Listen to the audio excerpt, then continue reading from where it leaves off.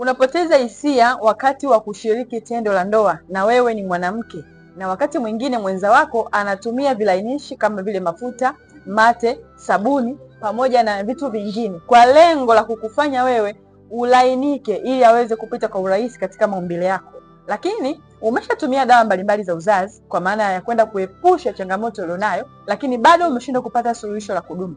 Hivi unafahamu uhusiano uliopo kati ya bawasiri pamoja na nguvu zako za kike au hamu yako ya kushiriki tendo la ndoa? Ukumbuke kwamba bawasiri huwa inaathiri pia katika mfumo mzima wa uzazi wa mwanamke. Kwa hivyo kama umeteseka na changamoto hii kwa muda mrefu, kwa maana ya kwamba haupati ute ovulation, lakini pia haupati hisia wakati wa kushiriki tendo la ndoa, ninalo suluhisho la kudumu la kutatua changamoto yako kuanzia chanzo cha tatizo mpaka tatizo lenyewe. Usisahau kushare kwa mwanamke mwingine ili na yeye aweze kunufaika.